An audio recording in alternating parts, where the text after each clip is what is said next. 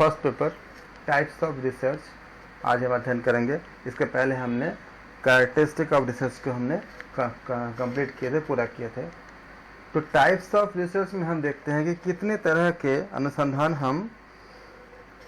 के प्रकार कितने तरह के होते हैं। अनुसंधान सामान्य तौर पर क्या होती है, ये एक अंतर विषय होती है।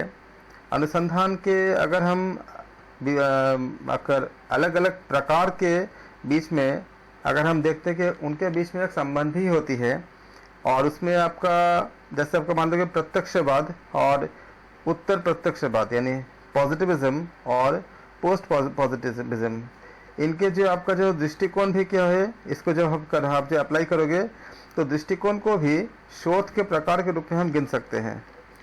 जैसे मान लो कि आपको एक अगर हम इसको टेबल से अगर हम एक्सप्लेन करते हैं कि कितने तरह के आपका शोध के काइंड्स को अगर हम दिखाना चाहेंगे, तो एक टेबल मैं आपको दिखाता हूँ कि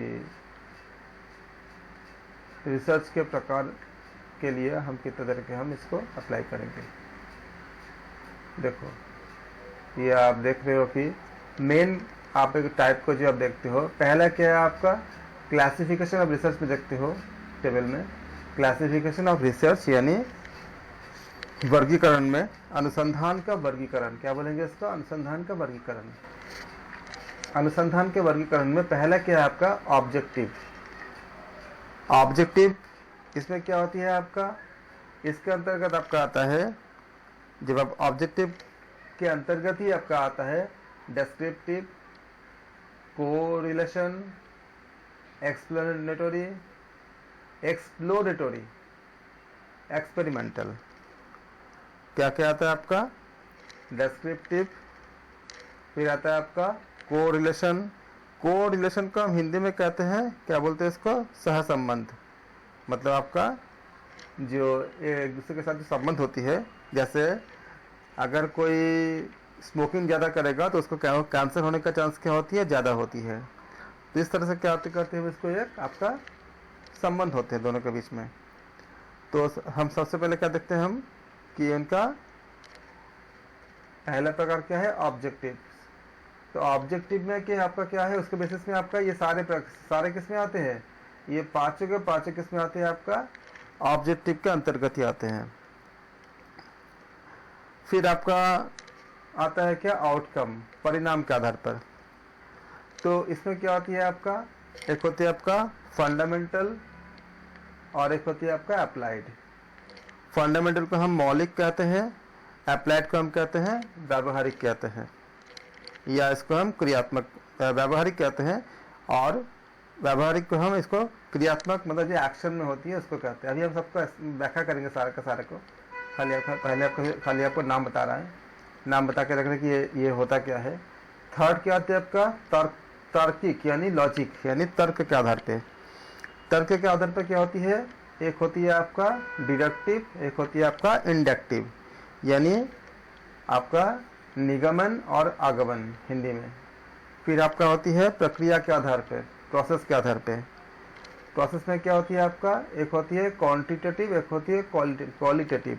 क्वांटिटेटिव का मतलब है जिसमें संख्यात्मक मान होती है, जिसमें न्यूमेरिकल वैल्यूज होती है, 2, 3, 4, 5 ऐसे होती है।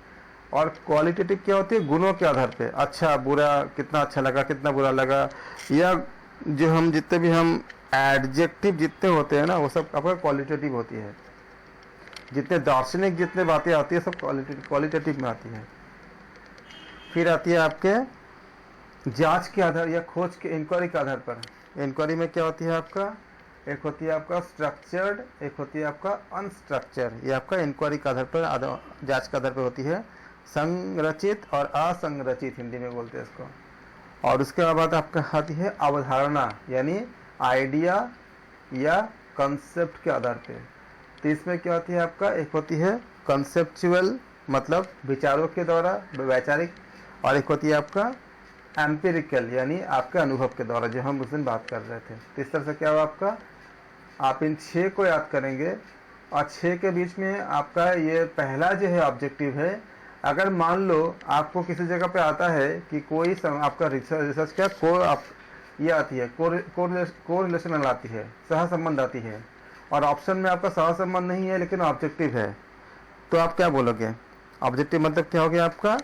इसे बोलते हैं हम लोग हिंदी में बोलेंगे उद्देश्य के आधार पे। ऑब्जेक्टिव मतलब क्या हो? उद्देश्य। बोलते ना कि आपका ऑब्जेक्टिव क्या है, तो इसको हिंदी में क्या बोलेंगे? इसको उद्देश्य के आधार पे जो शोध होती है, उद्देश्य के आधार पे। तो आधार पर तो आपको अगर ये नहीं है, ये खाली बता देते हैं कि कोरिलेशनल मिलती है, लेकिन आपको ऑप्शन में अगर ऑब्जेक्टिव होता है तो आप क्या बोलोगे कि ये किसके अंतर्गत आता है? लिखा नहीं है, लेकिन ये ऑब्जेक्टिव के अंदर ही ये आती है। डेस्क्रिप्टिव, कोरिलेशनल, एक्सप्लेनेटरी और एक्सप्लोरेटरी और आपका एक्सपेरिमेंटल, ये पांचों आती है। अगर हम हिंदी में लिखेंगे तो सबसे पहले क्या आएगा आपका? ऑब्जेक्टिव के आधार पे, इसको हम उद्देश्य के आधार पे लिखेंगे हिंदी में। आप इसको इस तरह से लिखेंगे कि उद्देश्य के, पहला लिखेंगे आप उद्देश्य के आधार पर,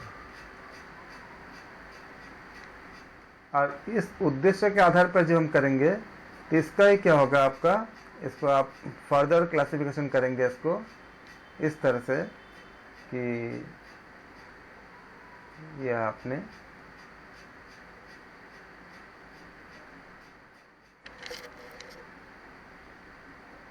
और इसके आप कॉपी में लिखते रहे साथ साथ, ताकि आपको इसमें कोई दिक्कत ना हो।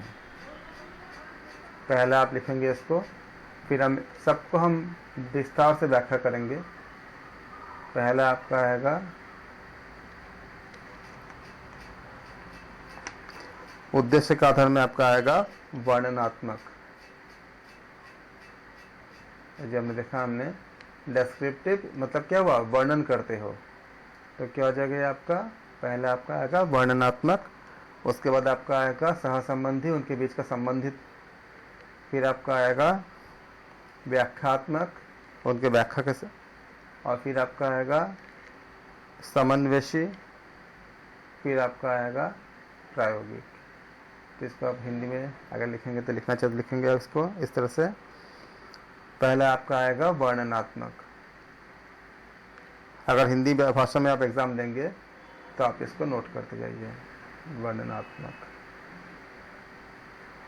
मतलब डिस्क्राइब करना, पहला जो पार्ट है डिस्क्रिप्टिव। फिर क्या आपका? सहसंबंधित यानी कोरिलेशन, सेकंड पार्ट जो हमें देखा हमने, ये सेकंड पार्ट कोरिलेशन। तो आप लिखेंगे इसको हिंदी में सहसंबंधित।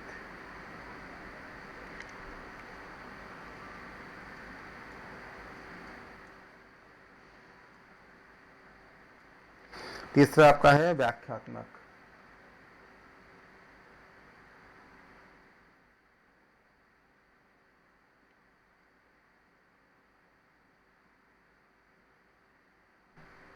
चौथा आपका है समन्वयी,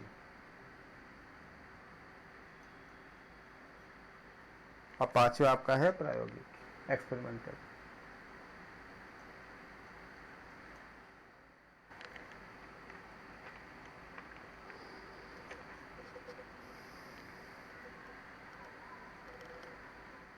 इसके बाद देखो ये जो पहला पार्ट आती है डिस्क्रिप्टिव, वर्णनात्मक, ये करता क्या है? वर्णनात्मक में आपका जो शोध होती है, ये कॉज एंड इफेक्ट नहीं बताता है, सिर्फ बताता ही ये है कि एक डेटा देता है, बस इसके अलावा कुछ नहीं करता, वर्णन करता है खाली। डेटा मतलब जैसे मान लो कोविड हुआ है, तो कोविड में आपको क्या चाहिए? एक डेटा चाहिए, कितने लोग इफेक्टिव हुए थे, बीमार हुए थे, कितने लोग ठीक हो गए, कितने लोग की डेथ हो गई, ये खाली डेटा देगा। वर्णनात्मक शोध में कहीं से भी आपको उसका रीज़न और इफेक्ट या उसको आप कैसे ठीक करेंगे, ये सब कुछ नहीं बताता है, खाली आपको एक डेटा देता है। जब आप वर्णनात्मक शोध करते हो तो खाली डेटा में खाली ये समझाते हैं कि पर्टिकुलरली किसी घटना के संबंध में कितने कितने आपका कितने संख्या में कितने चीज़ें आपके इसमें इन्वॉल्व था। एग्जाम्पल के तौर पे मान लो, अगर जहाँ पे भी कहीं पे कभी भी अगर कोई ट्रेन एक्सीडेंट होता है तो उसके ऊपर एक शोध की जाती है कि क्यों हुआ, हम कैसे बच सकते थे, हमने क्या गलती की है। तो जब डिस्क्रिप्टिव शोध होगा उसके ऊपर तो क्या क्या डेटा मिले, क्या क्या करेगा उसमें, ट्रेन एक्सीडेंट हुआ था, कितने ट्रेन एक्सीडेंट हुए, कितने डब्बे आपका डैमेज हुआ, क्यों एक्सीडेंट हुआ ये नहीं बताएगा, कितने डैमेज हुआ बता देगा, कितने लोगों की डेथ हुई बता देगा, और ये सारा चीज़ें जो आंकड़ा होती है, आंकड़ा आपका सब बताएगा। लेकिन एक्सीडेंट किस वजह से हुई, क्यों हुआ, किसकी गलती थी, ये सब कुछ नहीं बताएगा, खाली वर्णन कर देगा। इसलिए ये बहुत महत्वपूर्ण है। लेकिन महत्वपूर्ण इसलिए है क्योंकि हमको इसमें आंकड़ा मिलता है, डेटा मिलता है।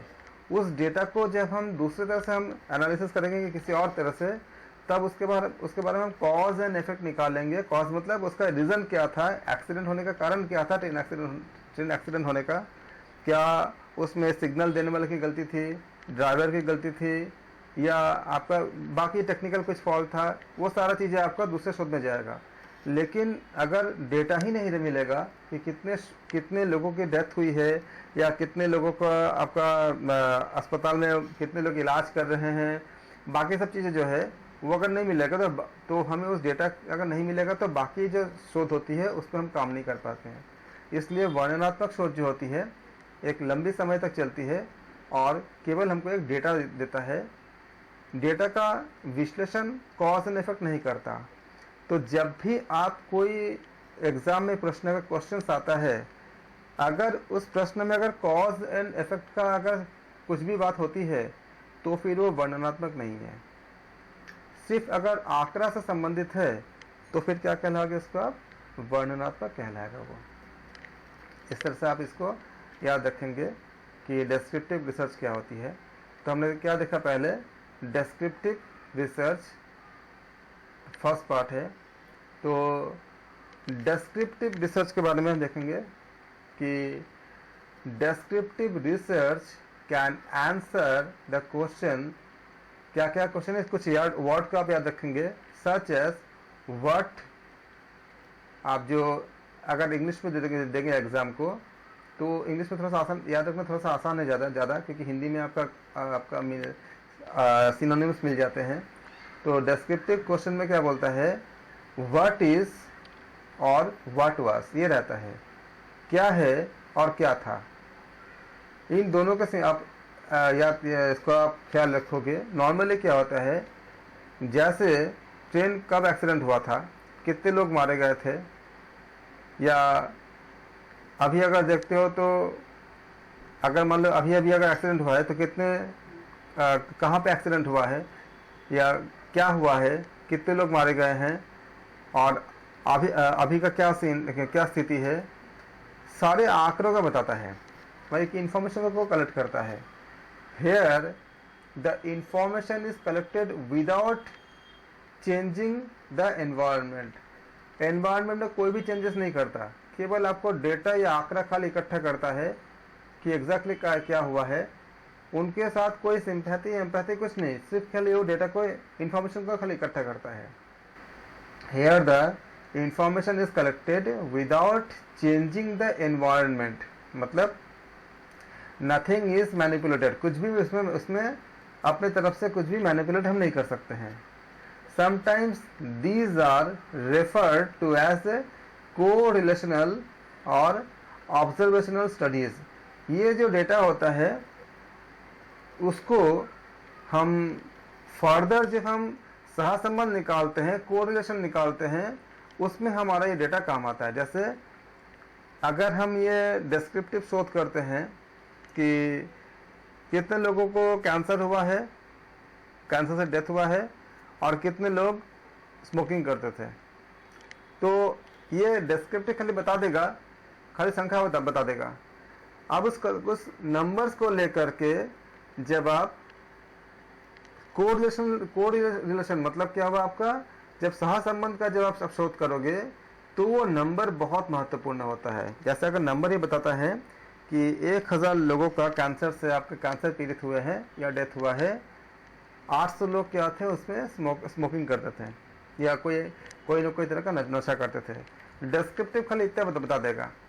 अब कोरिलेशन क्या करेगा, इस डेटा को लेकर के फिर एक फॉर्मूला होती है, रेशियो निकालते हैं, कोफिशिएंट निकालते हैं, उसमें अप्लाई करके उसके बाद उसका जो प्रोसीजर होती है उसको हम स्टैटिस्टिक्स में हम अप्लाई करते हैं, सांख्यिकी में। तो सांख्यिकी में उसके फॉर्मूलाज का अप्लाई करके फिर हम एक निष्कर्ष निकालते हैं कि क्या वाकई में स्मोकिंग करने से क्या कैंसर होने का या डेथ होने का चांस होती है, कितना होती है, कितना होती है। इसके लिए हमें जो फॉर्मूला अप्लाई करेंगे वो देगा कौन, को रिलेशनल जो सहसंबंध शोध होती है। लेकिन सहसंबंध शोध कब देगा, जब आपके पास आंकड़ा होगा, डेटा होगा। वो डेटा कौन देगा, वो आपको देगा डेस्क्रिप्टिव रिसर्च देगा। तो ये आपने क्या देखा आपने कि डेस्क्रिप्टिव रिसर्च का कोई अगर आप एक्सपेरिमेंटल भी करते हो तो वो सब जगह पे भी इसका आपका कोई ऑब्जर्वेशन में का स्टडी भी करते हो कि आपने देखा कि हाँ जिन लोगों ने योग प्राणायाम इत्यादि किए हैं उनको कोविड का इफेक्ट कम हुआ है। तो ये आप इतना ऑब्जर्व किया तो भी तो क्या कैसे किया आपने, आपको ये डेटा मिला कि जिन लोगों को पहले से कोई बीमारी था या जो लोग प्राणायाम, ध्यान या मेडिटेशन नहीं करते हैं, योग इत्यादि नहीं करते हैं, उनको ऐसे लोगों की संख्या ज़्यादा था जब कोविड हुआ था, कोविड में इफेक्ट आपका प्रभावित होने वाले का। डिस्क्रिप्टिव ने ये बता दिया कि इतने लोग कोई एक्सरसाइज प्राणायाम नहीं करते थे, इतने लोगों को कोविड हुआ। इसके बाद अब अगर आप ऑब्जर्व करना चाहते हो, अवलोकन करना चाहते हो कि कितने लोग ऐसे थे जिन्होंने अगर योग को फॉलो किया है लंबे समय से, उनमें से कितने लोग ऐसे हैं जिनको कोविड हुआ है।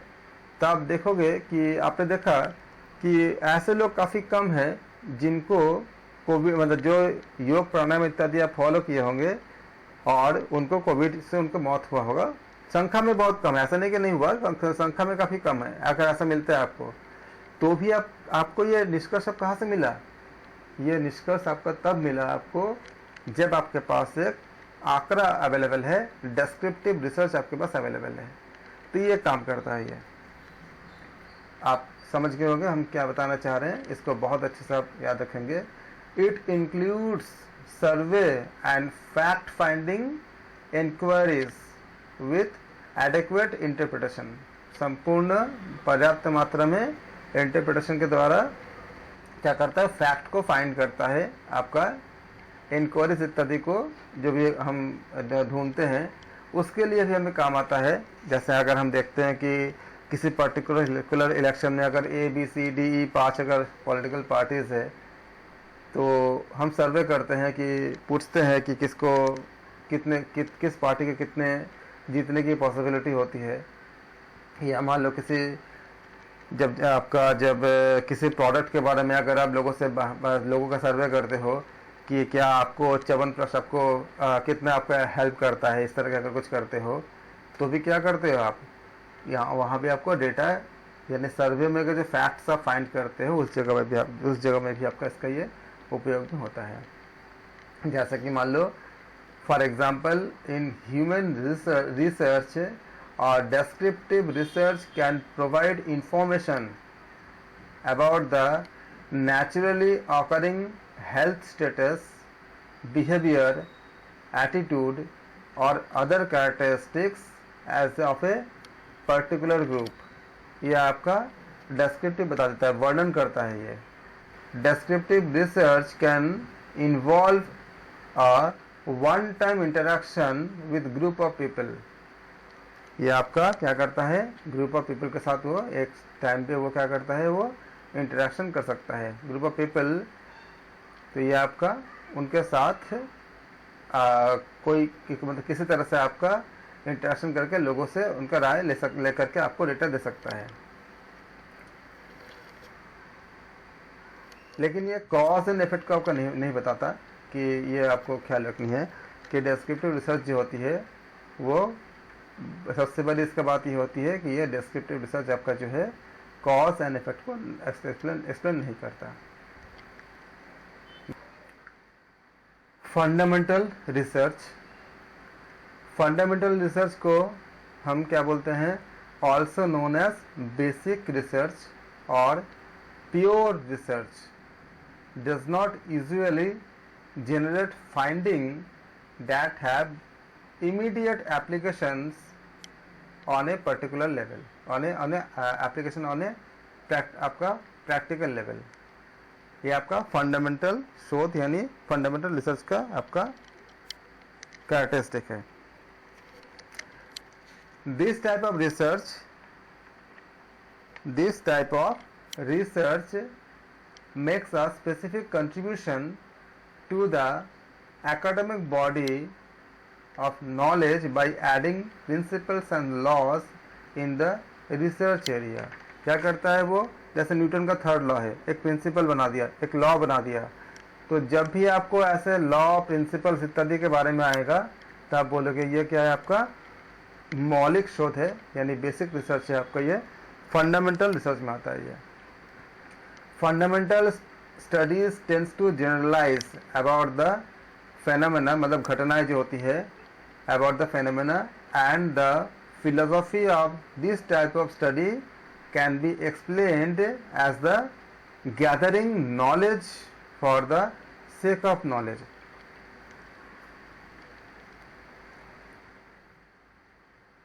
ज्ञान को बहुत सारा आपका गैदरिंग नॉलेज आपका जब हम करते हैं, इसको हम सामान्यीकरण करने के लिए करते हैं. It focuses on the enhancing the corpus of the knowledge in each field. Descriptive या फंडामेंटल के बिना आप फर्दर शोध नहीं कर पाते हो, इसलिए ये बहुत ज़रूरी होता है. लेकिन इसके बाद भी कई तरह के शोध करने पड़ते हैं. मौलिक शोध, इसको मूल शोध या शुद्ध शोध के रूप में भी जाना जाता है. आमतौर पर ऐसे निष्कर्ष उत्पन्न नहीं करता जिनका हम व्यावहारिक स्तर पर तत्काल हम उसी समय हम उसका उपयोग कर सकें. अनुप्रयोग होता है, ऐसा नहीं करता. इस प्रकार के जो शोध होती है, ये अनुसंधान क्षेत्र में सिद्धांतों को करना, रूल्स को जोड़कर एक नया चीज़ों को बनाना, इन सब का काम आता है. जो मौलिक अध्ययन घटना के बारे में क्या करता है? एक सामान्यीकरण करता है. और इस प्रकार जो अध्ययन के जो ज्ञान को इकट्ठा करते हैं, उसको हम एक आपका कोश के रूप में, हम ज्ञान कोश के रूप में हम इसको हम यूज़ कर सकते हैं, जिसको हम एनसाइक्लोपीडिया कहते हैं. इस तरह का हम इसको उपयोग करते हैं. तो ये आपको इसमें बताया गया है. अब आती है कि कुछ एग्जाम्पल्स के बारे में बात करेंगे कि ये आपका कॉज एंड इफेक्ट क्या होती है. कॉज एंड इफेक्ट ये होती है कि जब आप किसी घटना घटता है और उसका कारण जब बताते हो तो उससे कहते हैं कॉज एंड इफेक्ट कहते हैं. तो ये आप याद रखेंगे. दो स्पेसिफिक एग्जाम्पल के बारे में बात करेंगे. Two specific examples are been given here. जैसे हमने बहुत सारे एग्जाम्पल हमने खुद भी बना कर दिया, जैसे आपको रेलवे का दिया, आपको फिर आपको कोविड का दिया, ऐसे बहुत से बन सकती है. जैसे इसमें एक एग्जाम्पल दिया गया है कि ministry of agriculture would like to know about the crop patterns across the different states in India. अगर मान लो कि हमारे मिनिस्ट्री ऑफ एग्रीकल्चर में अगर ये जानना चाहे कि क्रॉप का पैटर्न कैसा है अलग अलग भारत का अलग अलग आपका स्टेट्स में, और school principal may be interested to know about the result of his own school in comparison to the other school in the district. कि किसी पर्टिकुलर स्कूल के जो प्रिंसिपल है वो चाहते हैं देखना कि बाकी स्कूल्स के साथ हमारे स्कूल का रिजल्ट कैसा होता है. तो इन दोनों के बारे में क्या करता है ये?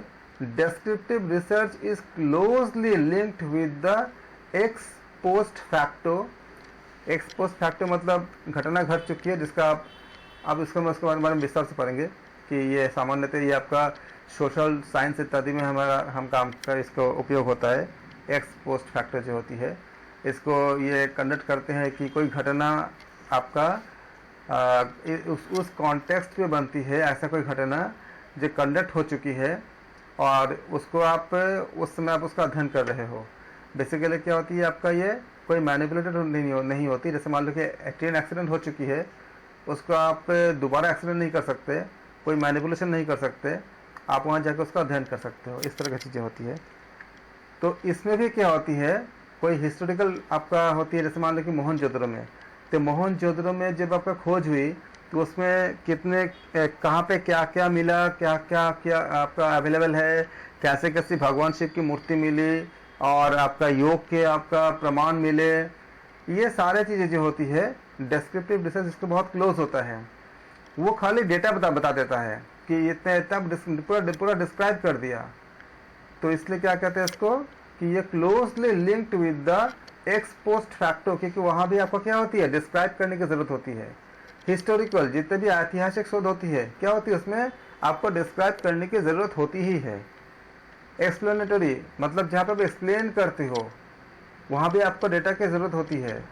एनालिटिकल रिसर्च, इन सब में क्या होती है, बहुत क्लोजली इनके साथ संबंध होती है। तभी मैं बोला था कि जब आपको कोई आपको रिसर्च का आपका जब आपको कुछ एक बात बताई जाएगी तो कई तरह के रिसर्च के बहुत क्लोज होते हैं, उसमें से आपको बहुत माइन्यूटली अलग करने होंगे कि कौन से ऑप्शन करेक्ट होंगे, क्योंकि काफ़ी क्लोज होते हैं कई रिसर्च।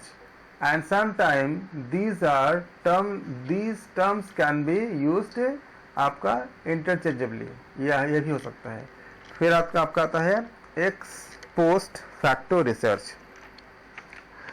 तो एक्स पोस्ट फैक्टो रिसर्च में क्या होती है आपका, इसमें बात ये आती है कि मान लो कि कोई घटना पहले अगर आपका एक बार मतलब मान लीजिए घट चुकी है, एक बार कोई घटना घट चुकी है और उसके बाद में उसके बेसिस पे जब आप इसको आप अध्ययन करना चाहते हो कि इसको हम कहते हैं घटनोत्तर अनुसंधान, हिंदी में बोलते हैं।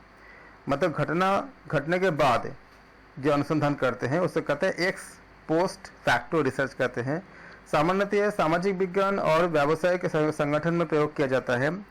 ये अनुसंधान क्या होती है, किसी घटना के संबंध में आयोजित करते हैं। जैसे मान लो ट्रेन एक्सीडेंट अगर हुआ है तो उस समय दोबारा आप इसको रीजेनरेट नहीं कर पाते हो, नहीं चलो एक बार हम और एक्सीडेंट कर रहे हैं, ऐसा नहीं हो सकता। एक बार हो चुका एक्सीडेंट, अब उसके बारे में वहाँ जा कर के आप कोई भी मैनिपुलेशन नहीं कर सकते। जो भी वहाँ पे घटनाएं दिखती है उसको आप एज इट इज क्या करते हो, आप इसको नोट करते हो। तो इस तरह की जो घटना होती है उसे हम कहते हैं एक्स पोस्ट फैक्टो रिसर्च। अब जैसे मान लो ये पॉजिटिव नेगेटिव दोनों में हो सकता है। आपका जो बिजनेस में क्या होती है कि हम देखते हैं कि कोई पर्टिकुलर बिजनेस क्या होती है, क्या कोई अच्छा ग्रो कर गया या कुछ आपका कोई बिजनेस ऐसा होता है जो आपका कोलैप्स कर गया।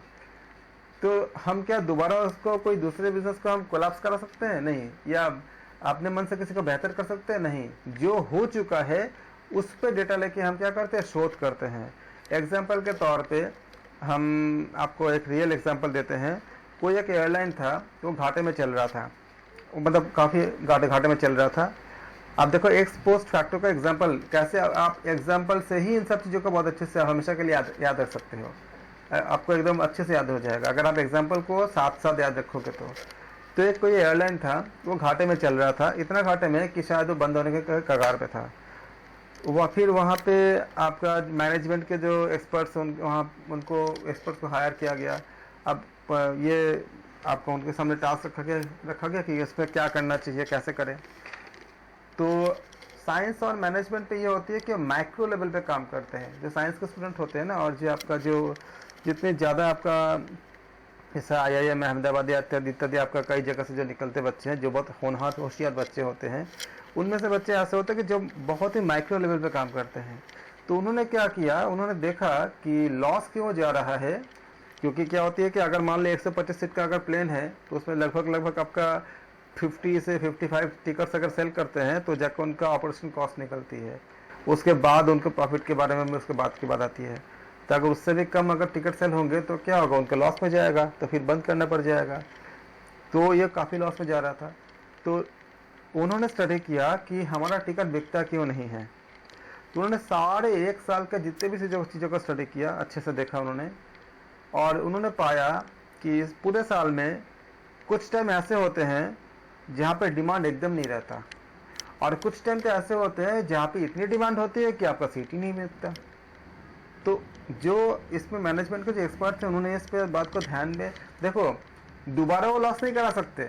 उनके पास जो पहले जो डेटा अवेलेबल था एक्स पोस्ट फैक्टो, उनको लेकर उन्होंने काम कर रहे हैं कि उन्होंने देखा कि किस किस टाइम में कितने कितने टिकट बिके पिछले 1 साल 2 साल 3 साल में।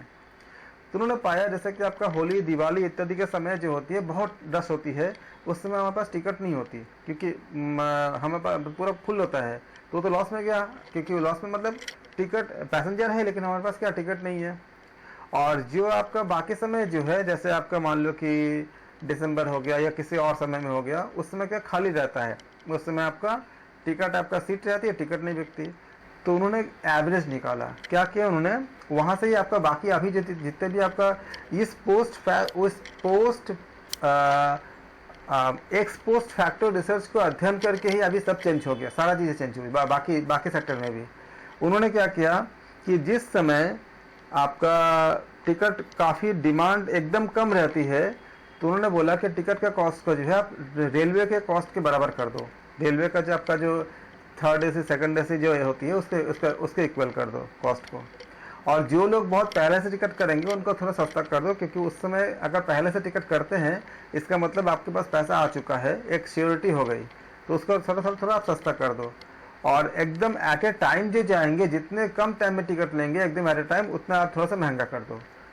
और जिस समय आपका ऑक्सीजन होता है, जिस समय आपका प्लेन के टिकट की ज़्यादा डिमांड रहती नहीं है, तो क्या करो आप ट्रेन के टिकट के बराबर लगभग कर दो। तो क्या होगा, लोगों को ऐसा लगेगा कि भाई चलो प्लेन का भी थोड़ा सा आनंद हम ले लेते हैं और टाइम भी बचेगा, क्योंकि कॉस्ट तो लगभग आपका ट्रेन के बराबर, क्योंकि ट्रेन में तो लोग सफ़र करते ही हैं। इससे क्या होगा, ऑक्सीजन का जो आपका जो टिकट सारा का सारा सेल हो जाएगा, लेकिन घाटे में जाएगा क्योंकि आप सस्ते में टिकट बेच रहे हो। तो उस समय क्या करो, जिस समय बहुत हाई डिमांड होता है उस समय टिकट का आपका प्राइस को बहुत ज़्यादा बढ़ा दो। अब जैसे मान लो कि एक टिकट का प्राइस मान लो 6,000 रुपये सपोज करो है, ठीक है, 6,000 मान लो एग्जाम्पल के तौर पे। तो उन्होंने बोला कि जिस समय आपका जब आपका ऑक्सीजन होती है उसको आप 3,000 कर दो। तो आप लंबी दूरी के लिए क्या होती है, राजधानी वगैरह का आपका कॉस्ट भी क्या होती है, आपका 3,000 होती ही है, तो 3,000 आपका लगभग होती है आपका। एक सेकंड होल्ड कीजिएगा, कोई आया है, मैं अभी अटेंड करके आता हूँ। एक्स पोस्ट फैक्टर ये कहता है कि पहले कोई इंसिडेंट हो चुकी है, उसके आंकड़ा को लेकर के हम नया कुछ निष्कर्ष निकालते हैं। तो इन्होंने बताया कि जिस टाइम पे आपका टिकट का मतलब जैसे ऑक्सीजन होता है, अगर नॉर्मल कॉस्ट अगर 6,000 रुपये टिकट है, तो ऑफ टाइम पे ऑक्सीजन पे उसको 3,000 कर दो। तो उससे क्या होगा, जो लोग ट्रेन में जाने वाले लोग हैं वो प्लेन में जाएंगे और टिकट आपका बिक जाएगा, तो आपका पूरा फुल हो गया। अब इसके बाद जिस समय आपका पीक सीजन होती है, जैसे होली, दिवाली, जब टिकट मिलती ही नहीं है, तो आपके पास मान लो कि 120 सीट का प्लेन है, तो 120 टिकट ही बिक पाएगी, और डिमांड है 500-600 लोग खड़े हैं कि टिकट लेने के लिए। उस टाइम में आप क्या करो, जो 6,000 का जो टिकट है उसका प्राइस बढ़ा के आप 10,000, 12,000, जितना जल्दी चाहिए, जैसे अगर आज का ही टिकट चाहिए तो आप 20,000 में कर दो, क्योंकि उसको बहुत ज़्यादा ज़रूरत है, आज ही जाना चाहिए कुछ इमरजेंसी में, या उससे भी ज़्यादा कर दो। डिपेंड करता है कि फ्लेक्सिबल होता है कि किस समय किस रूट में कैसे आपका कितनी हाई डिमांड है उसके अकॉर्डिंग। अब उससे क्या होगा, जो आपको 6,000 चाहिए था उस समय आपने 3,000 में आपने सेल किया आपने, जब ऑक्सीजन था, और जब आपका हाई पीक है वही उस टाइम में जो 6,000 का जो टिकट था उसको आप 15,000, 20,000 में सेल कर रहे हो। सबका एवरेज निकालो, एवरेज क्या होगा, पूरे साल भर आपका जो एक्चुअल जो कॉस्ट है 6,000, उतना ही है, उससे ज़्यादा आपको फ़ायदा होता रहेगा एवरेज में पूरा साल भर में। आपको तो पूरा साल भर देखते हैं ना कि किसी एक दिन कितना बिका नहीं बिका, उससे ज़्यादा फर्क नहीं पड़ता, पूरे साल में आपका कितना प्रॉफिट या लॉस हुआ। ये क्या था, ये आपका था एक्स पोस्ट फैक्टर रिसर्च। हुआ क्या, ये हिस्ट्री के बाद मतलब रियल बात बता रहा हूँ, जो आपका एयरलाइन घाटे में था वो फायदे में आ गया, और बहुत ज़्यादा फायदे में आ गया। उसको देखने के बाद आज देखो, ये एक्स पोस्ट फैक्टर रिसर्च के ज़रिए निकाला गया था और इस कंसेप्ट को रेलवे ने भी अप्लाई किया है कि आप तत्काल इत्यादि देखो आपने मिलता अभी मिल रहा है। कुछ रूट में आपका कुछ ट्रेन तो ऐसे होते हैं जिसका आपका फिक्स होती है, लेकिन कुछ ट्रेन ऐसे भी हो सकते हैं जिसका आपका टाइम पे डिपेंड करता है कि उस टाइम कितना होगा। अब देखो गैस का भी क्या होती है, फिक्स रेट नहीं होती है, जैसा मार्केट फ्लो होगा ऐसे होगा उसके अकॉर्डिंग। ये कहाँ से आई, ये रिसर्च आई आपका एक्स पोस्ट फैक्टो। इसी तरह से हमारा जितने भी आपका हमारा जो इंफ्रास्ट्रक्चर जो बनती है, खासकर जो आपका जो नेशनल हाईवे तक जो बनती है, उसको बनाने के पीछे भी हम देखते हैं कि कितना रश होता है, किस टाइम में कितना जाम लगती है, कितना लोगों की डिमांड है। उसको देखते हुए फिर हम निष्कर्ष निकालते हैं कि किस रूट से हमें ट्रांसपोर्टेशन का में क्या क्या ऑप्शन अप्लाई करना चाहिए, मेट्रो बनाना चाहिए या रोड बनाना चाहिए या हाईवे बनाना चाहिए इन सब पे हमारा काम होती है। ये हम कहते हैं एक्स पोस्ट फैक्टो। ये कहाँ पे काम आती है, सोशल साइंस बिजनेस ऑर्गेनाइजेशन। ये क्या था आपका, बिजनेस ऑर्गेनाइजेशन। कौन सा, जो हमने बात किया एयरलाइन का। सामाजिक विज्ञान में भी इसका बहुत असर पड़ता है। जैसे मान लो कि रैगिंग, तो रैगिंग एक समस्या थी। रैगिंग में क्या क्या हो चुका है, अगर जब इस तरह से घटनाएं घटी, कुछ बच्चों का डेथ भी हो चुका था, बहुत ज़्यादा मतलब बच्चे परेशान हो गए थे। ये सारा एक पहले घटना घट चुकी थी, उसको हम दोबारा रिपीट नहीं कर सकते, लेकिन उसके इफेक्ट को स्टडी करके फिर हम क्या किया, सामाजिक उत्थान के लिए हमने कुछ नियम बनाए। उसमें किस में आएगा, ये एक्स पोस्ट फैक्टो इत्यादि में हम इसका अध्ययन करते हैं। ऐसे आपका जो ट्रेन एक्सीडेंट होती है, इसके बारे में हम सब कुछ जानते हैं, हम डेटा को इकट्ठा करते हैं इत्यादि इत्यादि। तो आपने क्या पाया एक्स पोस्ट फैक्टो के बारे में।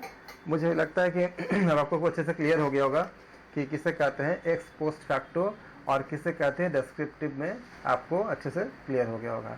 एक्स पोस्ट फैक्टो जब आपका इसको आप हिंदी में अगर बात करेंगे तो क्या होती है, घटनात्तर, मतलब घटनात्तर अनुसंधान इसको हिंदी में बोलेंगे।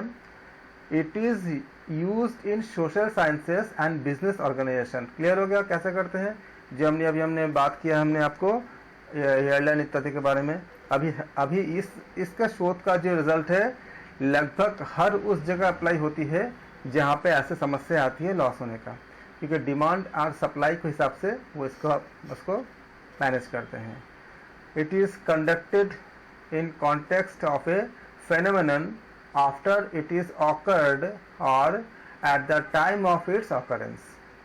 कि जिस समय घटना घटित होती है उस समय यह घटना पहले हो चुकी है, जैसे लॉस हो चुका है एयरलाइन को, उसके बाद उन डेटा को लेकर के काम किया उन्होंने, या किसी एक समय घटना आपका उसी समय घटी, जैसे आपका रेलवे का एक्सीडेंट हुआ, कोई रेलवे का एक्सीडेंट या कोई गाड़ी अगर एक्सीडेंट होती है उस समय का जो हम देखते हैं वो सारा चीज़ें।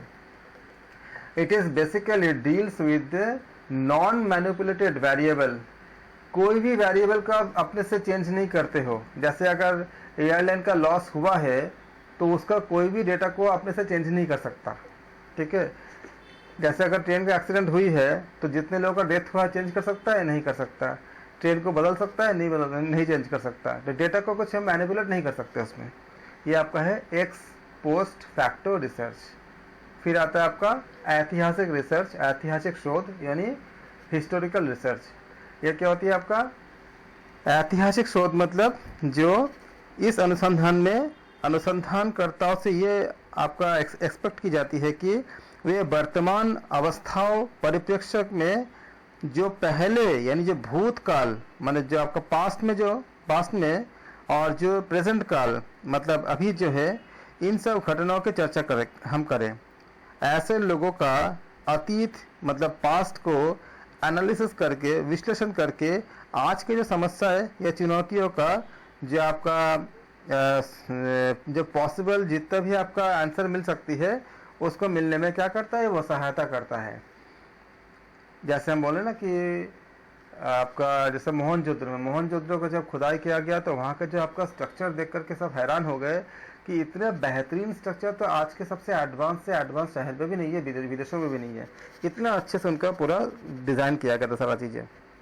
इतने वो उन्नत थे। तो इसके अब उसको हम मतलब उसको हम फॉलो करने की कोशिश करते हैं कि हम ऐसा फिर से बना सकते हैं। सारा चीज़ों को देखते हैं उसमें आपका बहुत सी चीज़ ऐसे भी देखा गया था कि ऐसे अगर मोहनजोदड़ो का जिस तरह से आपका नष्ट हुआ था, तो क्या कोई उनके ऊपर कोई एटॉमिक हमला हुआ था? उसके शोध करने के लिए उन्होंने वहाँ के सैंपल लिए और रेडियो एक्टिविटी का आपका जो विश्लेषण होती है कि रेडियो एक्टिविटी की मात्रा कितनी है, उसको उन्होंने जांच किया। उसके आधार पे उन्होंने देखा कि क्या क्या कि कैसे किस तरह से क्या हुए। वहाँ पे कई चीज़ें ऐसे मिला कि शायद उन लोगों को पता था कि हाँ कुछ हमला होने वाला है, क्योंकि कई जगह पे आपका हाथ मतलब उनका सीरीज में ऐसा मिला कि जैसे एक दूसरे का हाथ ऐसे पकड़े हुए थे। इस तरह की चीज़ों को वो ढूंढ रहे हैं कि ताकि उन सब के ऊपर हम जांच कर सके। और दूसरे जैसे मान लो कि अगर डायनासोर का क्या ऐसा कुछ था ऐसा, इस ये भी आपका क्या है, एक आपका ऐतिहासिक शोध में आता है। अगर ऐसा था तो जीवन की उत्पत्ति कैसे हुई होगी, कैसे हमारा मतलब रिवोल्यूशन कैसे कैसे हुआ होगा, ये सारा चीज़ों को जान करके आज के रिवोल्यूशन के बारे में हम जान सकते हैं कि आज हम किस दशा में हैं और क्या हम भविष्य में हम क्या होंगे। जैसे कहा जा रहा है ना कि हम पहले इंसान बहुत लंबे लंबे हुआ करते थे, हमारी हाइट जो होती है लगातार घट रही है। तो इसके आधार पे अगर हम देखेंगे लगातार घट रही है, मतलब ऐसा नहीं कि मतलब 100-150 साल में बहुत घट जाएगा। लंबे समय में आपका हजारों साल में क्या हो रही है, हमारा हाइट धीरे धीरे कम हो रही है। तो यानी कि अगर हम 10-15-20-30 हजार साल बाद क्या होगा, हमारा स्थिति क्या होगा, तो उसको हम समझ सकते हैं कि क्या होगा। फिर हम नया रिवोल्यूशन कैसे आएगा, इन सब चीज़ों को हम एक आंसर पाने में हमें हेल्प मिलती है। इसके रिजल्ट से क्या होती है, इसका फलस्वरूप क्या होती है, ऐतिहासिक जो अनुसंधान में किए जाने वाले जो अध्ययन होते हैं, इस अध्ययन में हमें हमारे पास ऐसे क्वेश्चंस के, ऐसे प्रश्नों का हल करने में सहायता मिलती है। जैसे कि कई चीज़ें आती है, अभी बताया मैंने आपको। जैसे एक क्वेश्चन ये भी आता है कि हम कहाँ से आए, हम चेंजेस कैसे कैसे हुए, हम इसके पहले क्या थे, आगे हमारा क्या होगा। इस तरह के जो क्वेश्चंस होते हैं उसका हमें एक दूसरे के साथ हमें कनेक्ट करके हमको आंसर मिलने में हमें हेल्प करता है। याद रखिएगा, ऐतिहासिक अनुसंधान ये एक वर्णनात्मक अनुसंधान का ही एक आपका अन्य पहलू होता है, क्योंकि वर्णन नहीं करते हो आप उसमें आप कुछ मतलब चेंजेस नहीं करते हो, आप केवल वर्णन करते हो। और ये काफ़ी सीमा तक आपका उसके कार्योत्तर अनुसंधान के समान ही होती है कि जिसका आप पूरा वर्णन करते हो। और सामान्यतः क्या होती है, किसी विषय के जो ऐतिहासिक पहलू पर हम इसमें ध्यान केंद्रित करते हैं ऐतिहासिक शोध के अंतर्गत। ये हमारे पास्ट को अच्छे से समझ के, उसके मैकेनिज्म को जान के, हम फ्यूचर के चैलेंजेस को, फ्यूचर के चेंजेस को, हम फ्यूचर के जो स्ट्रक्चर को समझने में बहुत हेल्प करता है। तो क्या बना आपका हिस्टोरिकल रिसर्च में, it is another dimension of the descriptive research. ये आपका डेस्क्रिप्टिव रिसर्च के क्या है, वर्णनात्मक शोध के क्या एक दूसरा डायमेंशन है। And somewhat similar to ex post facto research, क्योंकि इसमें क्या बोलता है, घटना पहले घट चुकी है या अभी घटी है, उसका हम इसका इफेक्ट को हम देखते हैं। तो कितना सिमिलर है, अगर कहीं पे ऑप्शन आता है तो आपको उस समय क्वेश्चंस को अच्छे से समझ के कि ये हिस्टोरिकल में जाएगा या एक्स पोस्ट फैक्टो में जाएगा, उसको आपको डिसाइड करने होंगे। It is usually focuses on the historical aspects of an issue of interest और प्रॉब्लम्स। जैसे हमने बताया थी आपको कि मोहनजोदड़ो में अगर ऐसे डेथ हुई थी तो क्यों हुई थी, क्या वो आपका परमाणु अटैक था या कुछ और था जिसका भी खोज नहीं हो पाया है। ये सारी चीज़ें अगर हमें आंसर मिलेगा तो फ्यूचर के समस्याओं का या ग्रोथ का हमें आंसर मिल जाएगा कि हम और क्या अच्छे, अगर वो हमसे ज़्यादा अगर डेवलप थे तो हम और अभी से हम और कितना अच्छे उनके जैसा डेवलप होने के लिए हम और क्या कर सकते हैं, उनको और क्या क्या पता था। वहाँ भी आपका योग के बारे में पता चला कि भगवान शिव की मूर्ति मिली और भी बहुत से ऐसे हिंदू धर्म के संबंध में काफ़ी कुछ मिला इसमें। Examples are growth of trade unions in India, evolution of modern education system in India. ये सारे क्या आपका ऐतिहासिक शोध है, क्योंकि आपने देखा कि पहले हमारा शिक्षा पद्धति क्या था। इसके लिए आपका यूनिट 10 में दिया गया है आपका कि हमारे एकदम प्राचीन शिक्षा पद्धति से लेकर के अभी तक का जो शिक्षा पद्धति है वो आपको उसके बारे में पूर्ण विस्तार से वर्णन है पूरा, कि पहले हम गुरुकुल पद्धति में हम कैसे, वैदिक युग में हम कैसे अध्ययन करते थे, उसके बाद धीरे धीरे हम कैसे चेंज हुए, इसके बाद हमारा जो अंग्रेज के समय शिक्षा नीति कैसे आई थी, उसके बाद हमारे जब हम फ्रीडम होने के बाद, हम मतलब स्वतंत्रता पाने के बाद, स्वतंत्र होने के बाद आपका कोठारी आयोग आया, ऐसा कई चीज़ें आई जो हमें शिक्षा के बारे में चेंजेस करने के लिए हमें बताया गया है। करते करते करते करते ये हम हिस्ट्री को हम लगातार क्या करते हैं, हम स्टडी कर रहे हैं, हम देख रहे हैं कि क्या क्या कमी पहले थी, हम उसको कैसे कर सकते हैं। जैसे जब ब्रिटिश काल में जो शिक्षा थी, उस समय शिक्षा ऐसा कर दी गई थी कि क्वेश्चन, यूनिवर्सिटी का क्वेश्चन ऐसा था कि आप कुछ क्वेश्चन को खाली याद कर लो, उससे आप पास हो जाते हो, इस तरह का स्ट्रक्चर था। अब इसको चेंज किया गया क्योंकि उस स्ट्रक्चर से हमारा देश का जो जैसे कल्याण, जैसे हमें युवा पीढ़ी चाहिए वैसा नहीं मिल रहा था। तो उन्होंने उसके हिसाब से उनके कमियों को समझा और करके जो है इस समय जो है आपका कई पैटर्न के, जैसे ऑब्जेक्टिव क्वेश्चन इसमें आ गया, रीजनिंग टाइप आ गया, वेरी शॉर्ट क्वेश्चंस आ गए, शॉर्ट क्वेश्चंस आ गए, वैरायटी क्वेश्चन इसमें पूछने लगे। पहले क्या था, 10 आपका ऐसा पैटर्न था कि 10 या 15 आपका लॉन्ग क्वेश्चन दिया जाएगा, उनमें से कुछ क्वेश्चन आपको करने होते हैं। जैसे मान लो 10 क्वेश्चन दिया गया, 5 करने हैं। तो बड़े बड़े क्वेश्चन ऐसे ही होते थे कि उसको अगर आप कोई याद कर लेता था तो उसका ऑलमोस्ट आपको हो ही जाता था, उससे उनका अंडरस्टैंडिंग का बहुत ज़्यादा पता नहीं चल पाता था। उन सब चीज़ों को देखते हुए अभी देखो, जैसे आपका रीजनिंग टाइप मॉडल आ गया है, ऑब्जेक्टिव आ गया है, वेरी शॉर्ट आ गया है, शॉर्ट आ गया है, काफ़ी कुछ आ गया है। ये कैसे संभव हुआ, जब हम आपका ऐतिहासिक शोध को और अच्छे से हम समझते गए, करते गए, देखते गए, तब आया। आप सबका धन्यवाद। हम अगले सेशन में शुरू करेंगे एनालिटिकल रिसर्च और इसके बाद के सारा चीज़ें। Thank you so much.